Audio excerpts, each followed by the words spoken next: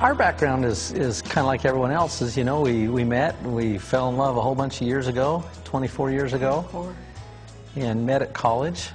And it's been kind of a wonderful story ever since. We've got how many kids now? 6. Got six kids. And in fact, we've got a couple new ones that we've just added to our family. When most people our age are retiring with no kids in the house, we've decided we need more kids in the house. And so we've just recently, in fact in the last 2 years, adopted 2 new children. And so it's exciting to have a large family because it gives us the abilities to, well, I don't always feel young, but at least we think young because we have to. Our kids get us to it. And we do a lot of things together. We travel extensively. That's been one of the most fun things of all because we take our kids and we load them up on the plane just like most people load them up in a car, and we just go somewhere. And we go all kinds of places, and our kids have seen things that have just been, well, it's kind of a miracle. I really look at it in my life. I mean, here's a story that was kind of interesting. Do you remember when 9/11 happened? And we wanted our kids to be able to see that on a more personal way than just on television. So shortly after that, we found ourselves in New York. Actually, the ground was still smoking from the towers that were there, and that's left a permanent impression upon us and our family.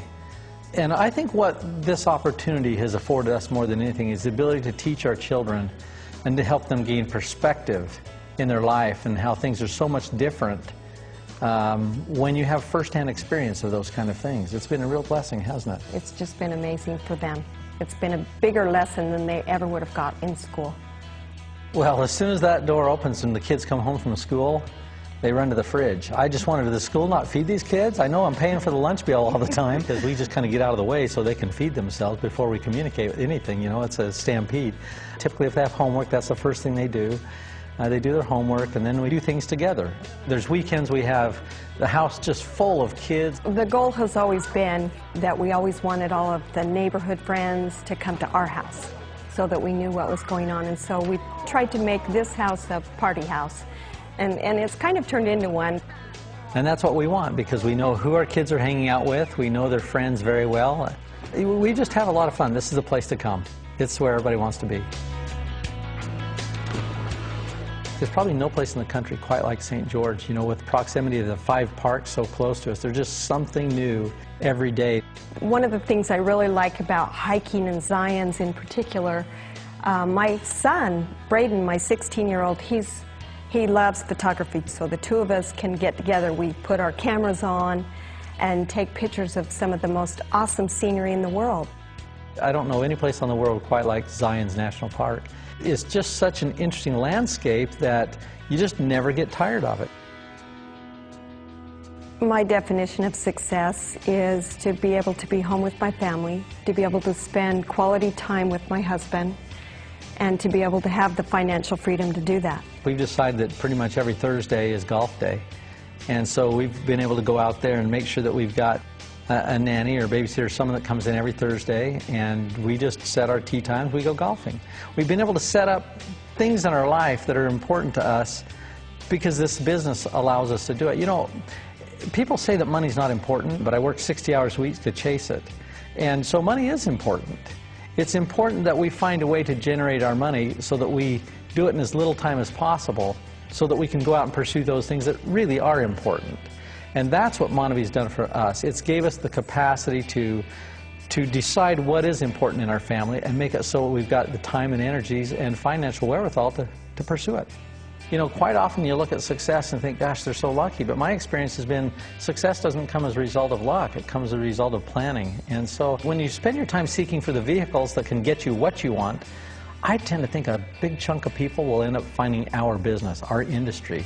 This industry of networking, this career, brings so many benefits that if you're looking for financial freedom and free time, I don't know where else most people are going to go. Every person I've ever met wants financial independence. They don't recognize it, but I say that because the opposite of that is financial dependence. And I don't know anyone who sets out with that as a goal. Never. And so for us, it's just been a constant pursuit that led to this industry of network marketing. Because one thing I've recognized, you can't gain financial independence unless you've got leverage in your life. It's the most important component. And there's only a couple things you can leverage. You can leverage your time, or you can leverage your money. And for the bulk of us, we don't have money to leverage. So the only thing we've got to leverage is our time. So the real question comes down is, okay, what is the best vehicle on the planet for leveraging your time? And I'm telling you, this is the vehicle. So we found ourselves in this about 20 plus years ago and worked really hard. It took us about a year and a half to generate enough income that we could kind of live on it. But I'll tell you what, our life changed more than all the wealth that's been created thereafter. And the reason it's changed so much, that was the first $50,000 or $60,000 a year that came passively. How would that change your thinking to know that next month it was going to be there, whether you stayed in bed or whether you got up and dug ditches? It was always going to be there. And so our mindset, that's when we gained our financial freedom back in 1990. And what I like about it is that you find that you enter like a new dimension. Your mind is able to start focusing on things you hadn't focused before. Things like, well, more altruistic things. How can I make a difference today? How can I contribute to somebody else who may not be in the same circumstance in life, who may have pain or have suffering or for whatever reason? You know, we live in a world that's got a lot of challenges. And I'm telling you, we've got to be part of the solution. And you can't give someone what you don't have yourself. So the first way to help the poor is don't be poor. That's the first thing. You know, if you want to help someone spiritually, you better be spiritual yourself. You can only give what you have. And so once you recognize that your own personal battles are over and you can get out of yourself and stop focusing on you, it's amazing what differences you can make in the world. We support the More Project. Our auto ship on a monthly basis pays a donation to the More Project. We believe in it. I think that's a big part of MonaVie and what it's done for the community of Brazil. We do need to give back, and actually we have a goal to take our kids down there and let them see what it's like down there and see the slums so that they can do everything they can to help besides just monetarily. I love what Dallin says. Dallin says if we just grow a giant company but we haven't made any differences in people's lives, we've wasted our time. We love the More Project. We're excited about it, and you know, truth is we feel like we've been blessed very much, so we have to give back.